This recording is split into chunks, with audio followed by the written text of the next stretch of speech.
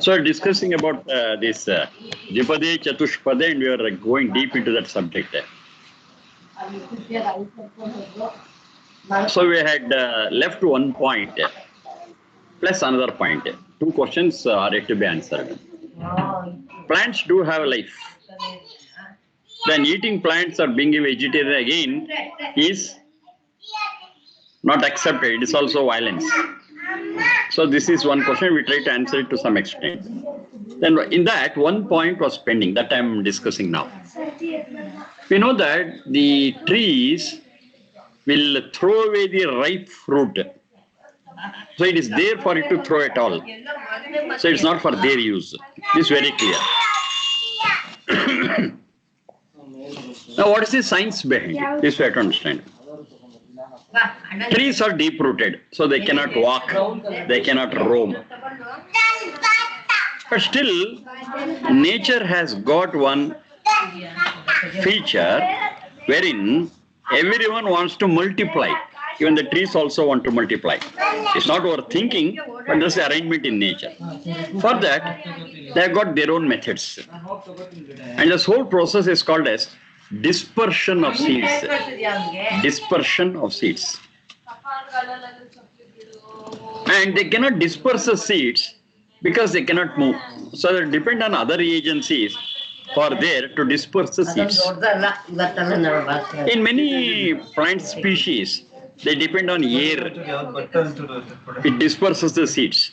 So in case the seed of that particular species be so light, having some feathers, and when the air blows, yes, it spreads and somewhere it takes root.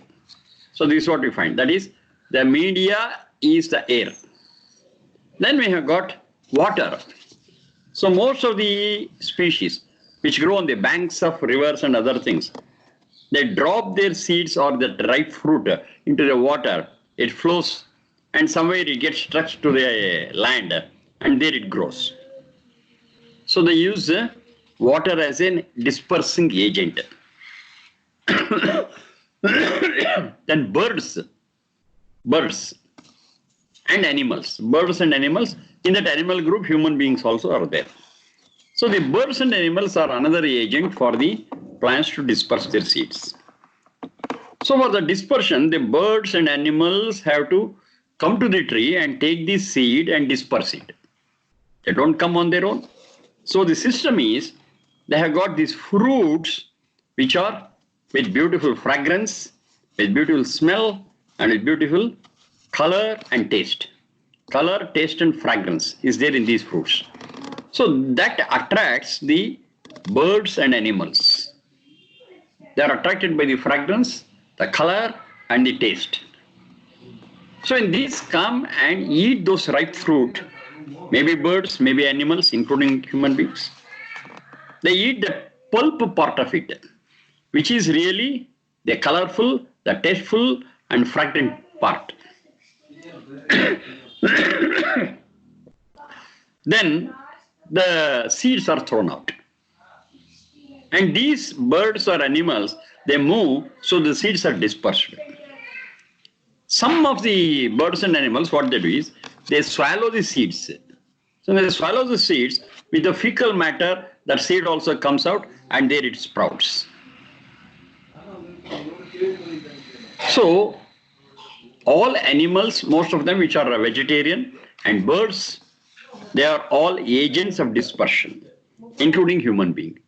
We also take it, eat the pulp, which is tasty, which is healthy, which is fragrant, which is colorful. And finally, we throw the seed. So there is an unwritten agreement between the plants and birds and animals. That is, I will provide you the pulp, which is fragrant, colorful, and tasty, and nutritious. You take it. And please disperse my seeds. So this is an unwritten agreement between plants and animal world. So to understand this process, what goes on, we also will work as an agent for seed dispersion, and the fees what we get is the pulp of the fruit. Now there is no harm to anyone. They want some work to be done, we want something for our food. get our food, their seeds are dispersed. That's excellent. That's excellent. So, there is no harm in animals or birds feeding on the plant produce, plant fruits and other things. So, we cannot equate the same thing with an animal. Eating an animal, being a non-vegetarian, there is no such understanding, there is no such process there. But here between plants and other birds and animals, I got this process. This we observe, this we observe. It's very scientific and very observable and verifiable. That's very important. Observable and verifiable.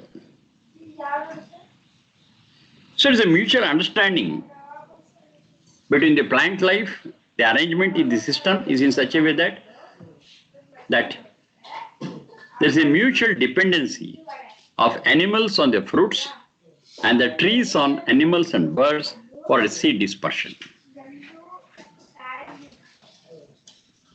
And in the last class I have told you that, say I take a few leaves, maybe a branch or some such thing, it doesn't kill the tree, but it will definitely sprout. That nature is there. But these two features we don't find in the non-vegetarian food and between the animal and the carnivorous animal. So this is the way we have to understand this. Then, the last question. Nutrients, whatever is required by the human body is not available, everything is not available in plants. So we have to go for some other sources, maybe seafood, maybe other meat and other things, whereby we get those nutrients. This is also a myth and is one which is developed to encourage, which is created to encourage. There are most people who are vegetarians. Because they don't get the nutrients, have they fallen sick? No. No. And if you take statistics and study, the non-vegetarian people are more prone to sickness than vegetarian people. You have to study the statistics. In fact, we don't get whatever nutrients you want from non-vegetarian food. Strictly speaking, they are not non-vegetarians. They are mixed. They take non-vegetarian food and also vegetarian food, and their nutrient requirements are met. And if a person is purely vegetarian, yes, they do get whatever they want through vegetation only. So one thing they say, omega-3. This is a very common argument. Omega-3 you don't get in plants. You have to go for fish. This is one argument. Not true, because we got flax seeds and also we have got these almonds which contain omega-3. So whatever is needed for human beings, it is available in plant life wherever they reside. We have got some localized plants. A plant what is grown in one place may not grow in another place. That's fine. But whatever plants are grown in a particular geographical area, the people or animals living there will have all their food. Now here I want to quote my teacher, who was an Ayurvedic doctor, and he said, you see, the nature is so beautiful and so merciful that people living in a particular area, some area, naturally, it's not I have migrated from A to B and is it possible that I get whatever I want in B. It's not migration. Without migration, wherever we are born, in that birthplace, every animal will have two things. One is its food, another thing is medicine. Food and medicine of a particular animal is available where it is born naturally. So migration is not to be taken. So for example, what is your place? In Gujarat, you are in Gujarat, Ital Bagini. Which place? Ahmedabad. Okay, let me. I am born in a village near Ahmedabad. That's my place of birth.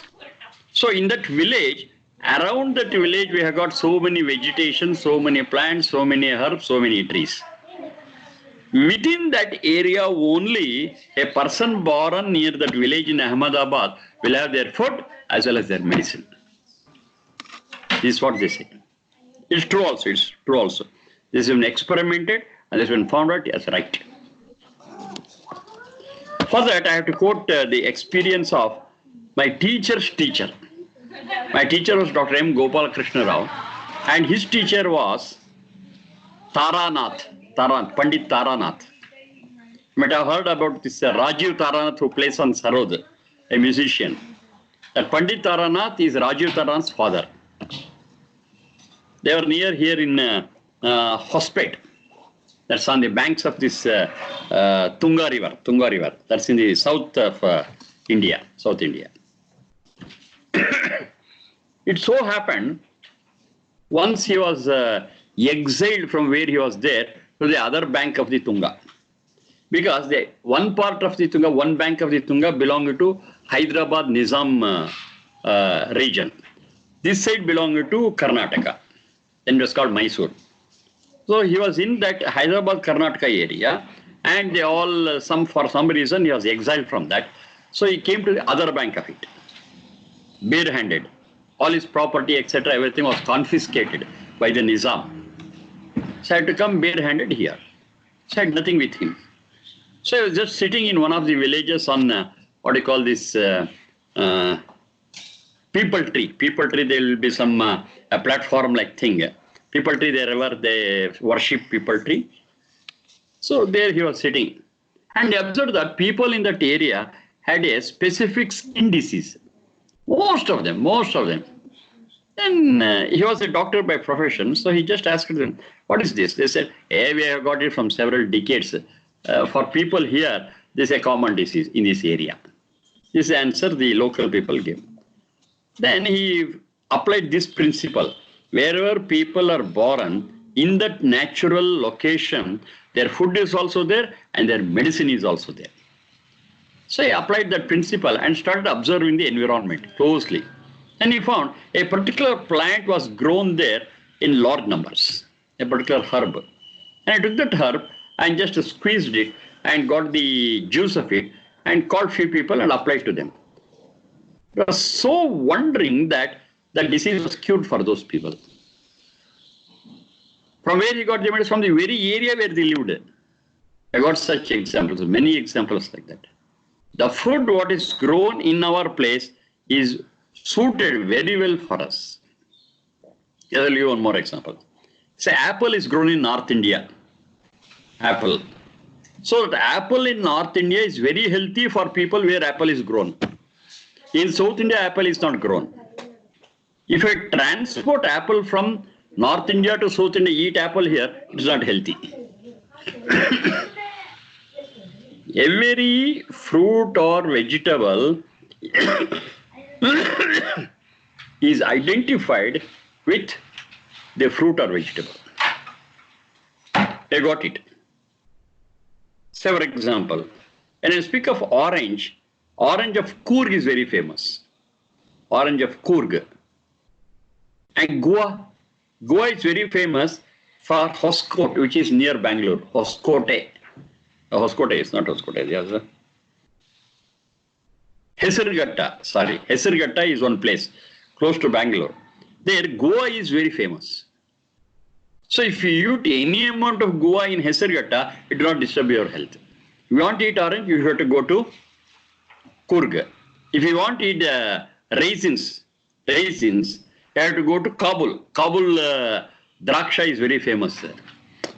Why it is called Kabul Draksha? Because it is the native of that place. So any plant, any tree which is native of a particular place is the food and medicine of the animals who live there. This is the principle. This principle is there in Ayurveda, explained in detail. Of course, Ayurveda is the text on natural way of living. Of course, medicine is part of it. So finally, what I want to say is, wherever we are born, in that very place, our birthplace, The natural vegetation, what is around us, we get our food and our medicine is also there. This is system and arrangement in the whole of the world in nature. Have to follow it. But today we have got a lot of transportation. We transport goods, we transport fruits, we transport vegetables from one place to another place. We also migrate from one place to another place. And finally we are inviting so many problems. If we live in the place of birth, yes, we can live the healthiest way of life. Food is available there around us. Medicine too is available there. This is a basic principle what you have to understand in nature. So, saying that I don't get the nutrients, for that I have to go somewhere and import it. I have to go to some place and kill some animal and get it from maybe a cod liver oil, maybe fish oil, maybe fish something, or maybe something of some animal, some part of the animal. No, such things are not there. It's only a myth. So, if you study closely, wherever we are born, in that place our food is there, our medicine is there. Food is there, medicine is there.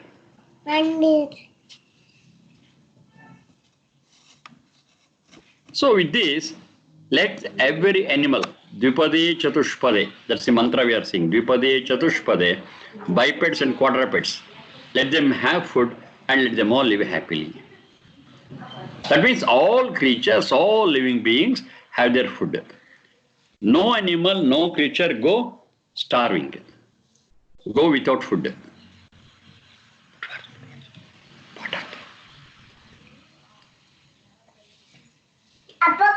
So this is our prayer. This is our prayer. To whom is the prayer? Annapate. That's the beginning of that mantra. Annapate. Pati means parakshane. The one who protects.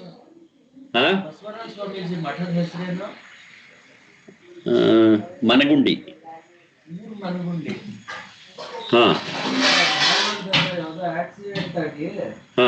Basaveshwara Swamiji ಅಂತ ಹಾಕಿದ್ದಾರೆ ಅಯ್ಯೋ ಗೊತ್ತಿಲ್ಲ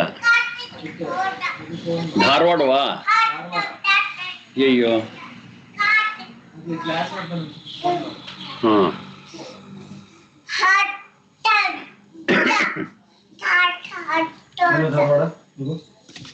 ಮನಗುಂಡಿ ಅಂತ Managundi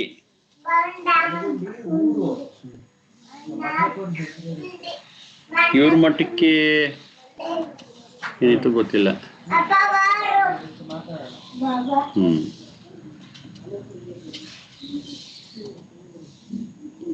So our nutrients are available wherever we are born. So there is no reason or there is no logic in saying that we miss the nutrients.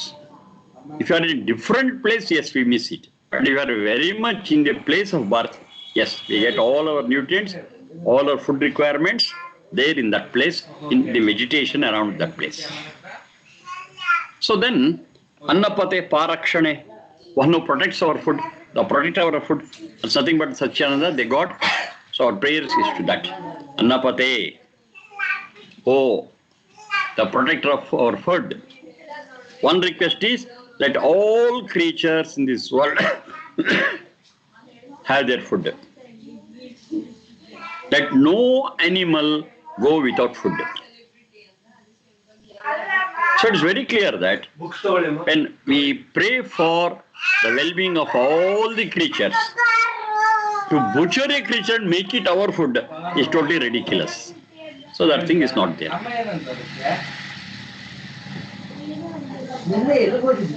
Next prayer. Annasya no dehi. Annapate. Annasya no dehi. He gives us our food. He gives us our food. We have been saying so many times. Just praying, He give us our food. He will not serve it on a plate. God will not serve it on a plate. We have to work for it. If you work for it, your food is ready. Annasya no dehi. Provide us our food. That means we will work for our food. That is the actual meaning of it. Not somebody will supply the food. Even God. Nobody will supply. We have to work for it. We have to labor for it. We get our food. Annasya no dehi. Anamivasya shushminaha. Anamiva. Amiva, opposite of it is anamiva. Amiva is the basic word. Opposite of it is anamiva. Na amiva, anamiva.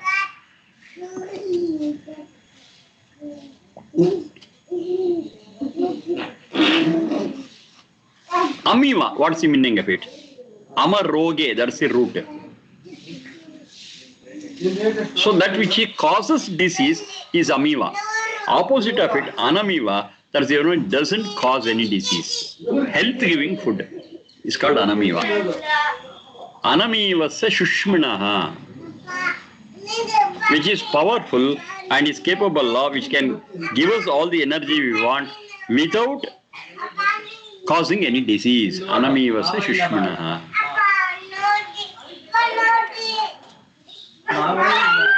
Anamivasya shushminaha. That the food be energy giving, full of energy, and also not causing any disease. So here also that vegetarian non-vegetarian thing comes. If it is a non-veg food, maybe it has got some nutrients, but it causes diseases. When I say disease, it is not just physical, mental, spiritual. Being cruel to an animal is a mental disease and a spiritual disease, great spiritual disease. To love all animals, yes, that is the human nature.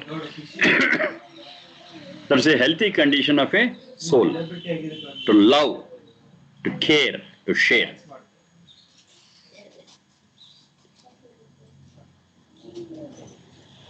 Against that, if you are killing the animals to fill our belly, yes, it is not humane. It's not humane, and at the same time, it is not healthy also. It causes so many diseases. You want an example? I'll give you. Before a decade, if I'm right, decade and odd, we had a mad cow disease in Britain, UK. Mad cow disease. You remember that? So, for greater meat and to get greater milk, they started feeding meat to cows.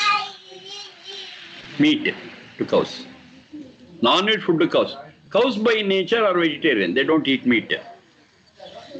But they made the cow eat meat so that it grows fat and you get more meat as an output and more milk. What happened? In an year or two, all cows started behaving madly.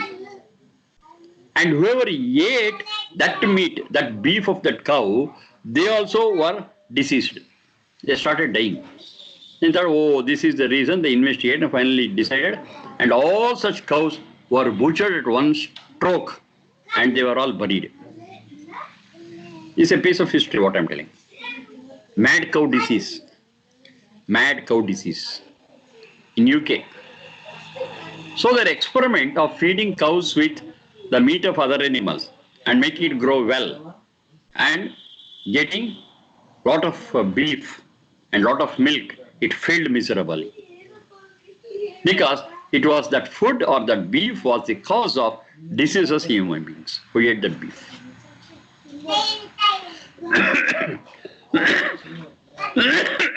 I need not tell you about junk food.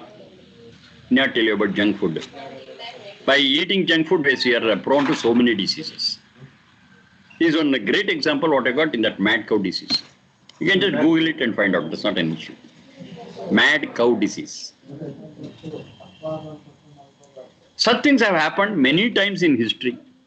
Whatever was unnatural, whatever was over avaricious, they're so avaricious. They want to get more meat. They wanted to get more money. They wanted to get more milk, something like that. In all such places, it has failed. Because they have used all unnatural processes and methods. So, anamivasya sushminaha, the food which is full with energy, full with nutrients, at the same time not causing any disease or any disturbance.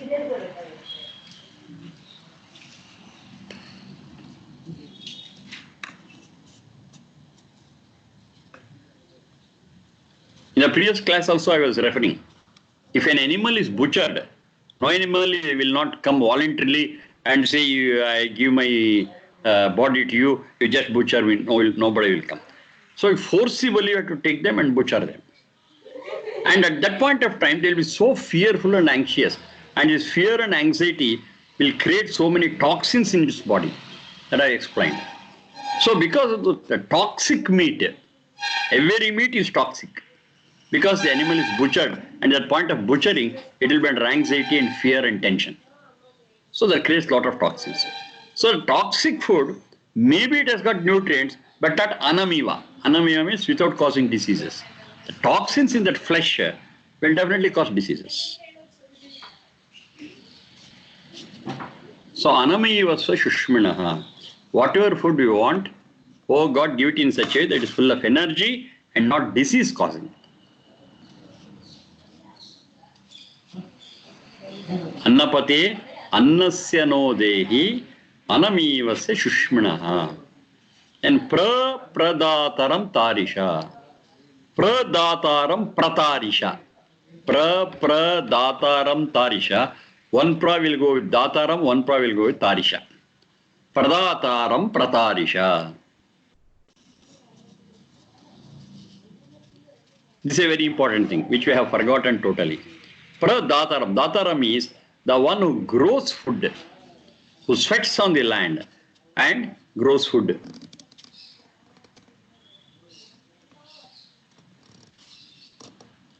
So the farmer who grows food will have an interaction with the land, will have an interaction with the produce. His sweat is there. So every day he looks into the production, looks into the process of farming, and whatever thing is necessary, he will take the remedial measure and see that we get good food. With regular routine monitoring is what a farmer does, an agriculturist does. And his labor has gone into our food. Maybe I got some fruits and vegetables on my table. It is the sweat of an agriculturist or a farmer. But we have changed everything. We have got big machineries, a lot of hectares of land where you farm it and we all dump it here. So human interaction between the plants and its growth and its immunity and other things is not there. That human interaction is not there. Just they have got machinery, he just sows, he just harvests, he just sprays. We have got the smaller planes where they spray the pesticide, insecticides. There is no human supervision. That is for hectares of land, maybe a few people will take care of it. But in agriculture, as prescribed the way that we do it, we'll have small holding and we personally interact with what is happening on the land and we observe everything. So this care, what we take personally, is not there in lower scale farming. Anything may happen. So the farmer or the agriculturist works a lot on the land to see that we get good harvest, healthy harvest. Very important.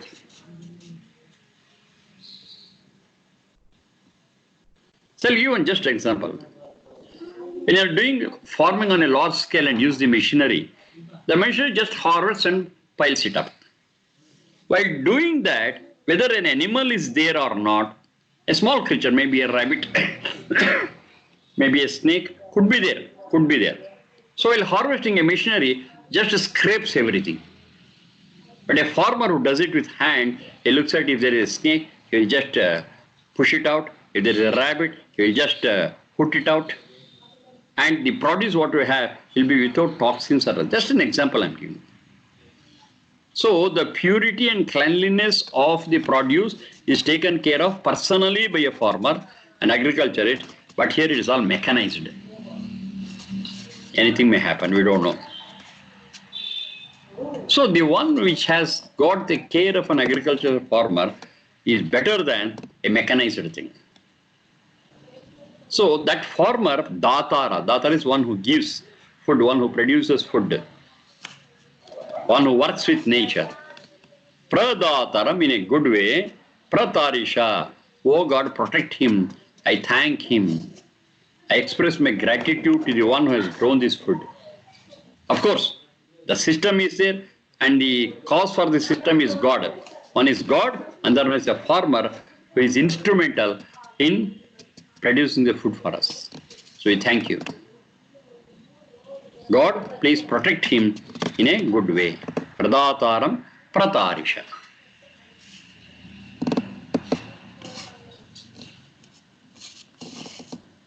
Pradataram tarisha. Urjam no dehi. Urjam no dehi. Urjam is strength for the body, for the mind, and also for the soul through the body and mind. That is when this body and mind work well, the impressions what you get is wonderful for the soul. So impressions are carried to the soul only through body and mind. Sharira, Indriya, Manas. So Urjam no Dehi. It is not Dehi. Here it is Dehi, Mahaprana. Instill that power in us. Instill that energy in us. Instill that strength in us. We are all dependent on food. Good food we get, we will have a good machinery. Junk food we get, our body and mind also will become a junk. That's why it's called junk food.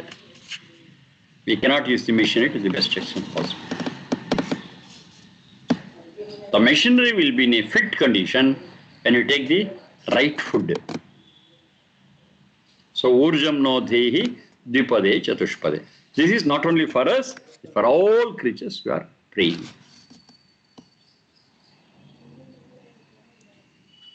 How wide, what is the scope of this we can say? In many parts of the world, people have been encroaching into the forests, and that make their forest land a part of the village or the farming land and other things. What should the animals who live in that forest do? It's a big question. So forcibly, they get into the farms, they get into the agricultural land, they get into the villages and start trampling it. It's happening in many parts of the world. Because their place has been encroached. If we don't encroach, yes, they will live in their place, we live in our place. There's a coordinated, comfortable living. So all these things are considered here. Give us all the strength and let all the animals live comfortably and peacefully with their bellies full wherever they are.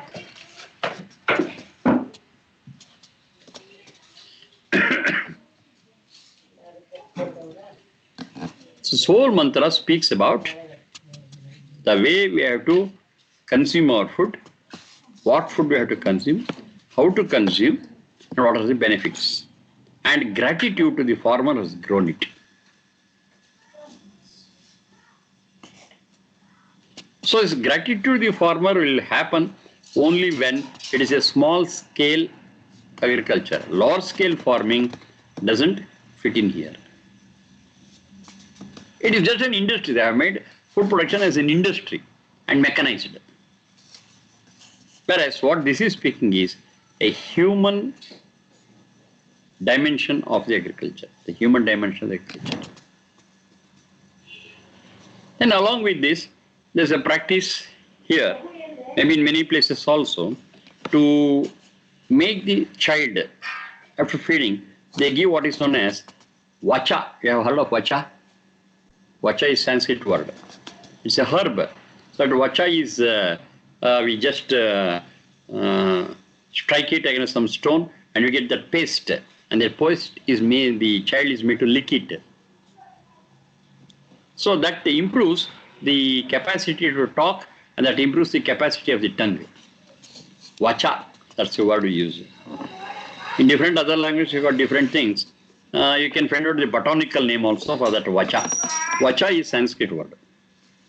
Kannada we call it as bhaje. Bhaje. Kannada word is bhaje. So making the child lick that, when we ground it against a stone and get that paste, And if you make the child lick it, yes, it helps it to speak well, and it helps to strengthen the capacity of the tongue. That's the basic requirement of this Annaprashana Samskara.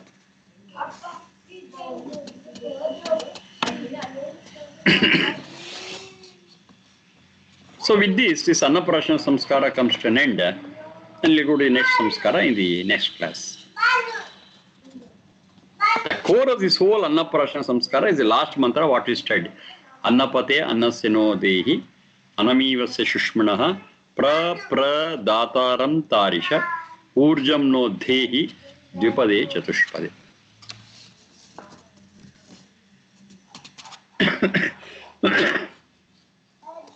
Understanding the mantra and practicing in life gives a very good samskara to the body, to the mind, and to the soul very much.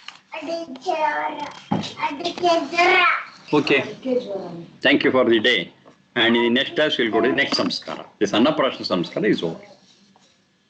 Thank you.